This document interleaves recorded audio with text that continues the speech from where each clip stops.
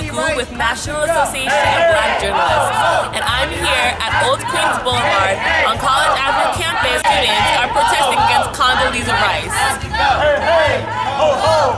Condoleeza Rice just got to go. Hey, hey, ho, ho! Condoleeza Rice just got to go. Hey, hey! She says stay back, we say fight back. She says stay back, we say fight back. She says stay back, we say fight back. Barchi and other administrators have invited Condoleeza Rice to come to speak at her commencement graduation. They're honoring her with a law degree, which she is a strong woman, yes, but she is also in charge of millions and millions of deaths in the war of Iraq. She's in charge of waterboarding in Guantanamo. She's done injustice to millions of people, and you're inviting someone that, yes, you're looking past her moral character just because of where she stands in the world, because of how much money she makes, and you're not looking at the facts, but how many people she's hurt, how many people she's killed, how many people live their lives because of what she's done, and you're saying that just because she holds this position office, she should be invited to speak at our graduation. We're now in front of Old Queens, where the protest has moved to right in front of President Barchi's office. We're also in closer proximity to Scott Hall, where students are starting to stop and stare and see what the protest is all about. So what do you think about the protest? I actually think it's pretty good that they're interested in current events and what's going on. I actually have done some research on Condoleeza Rice, and this is my skewed opinion, but I personally believe she's a war criminal.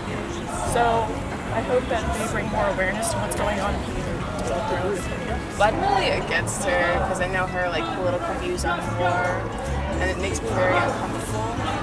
We talk about it a lot in my film class, and my professor, Sandy Flitterman-Lewis, she's adamant against her not coming. She actually organized the protest against it.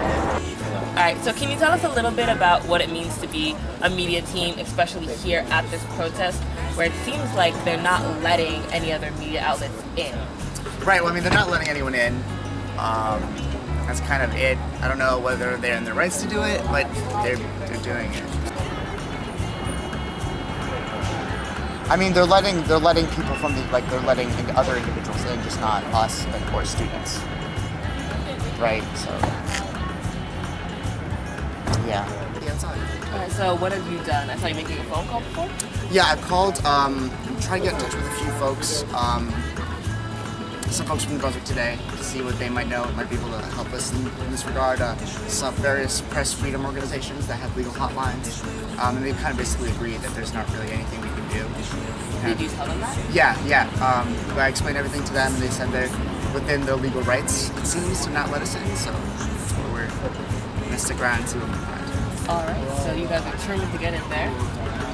Determined is a strong word, but we'll try. We're going to keep trying. Yeah, making an effort. I'm here with Sharif Ibrahim, one of the student protesters here at the Condoleeza Rice protest. Sharif, can you tell us a little about your story today?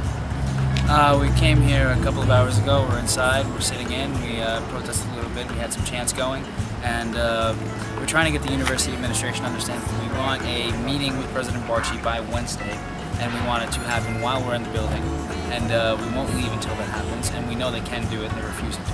And they're not letting us access a bathroom, and they're not letting us access food now, because they're keeping me out here and I can't get food to everyone inside.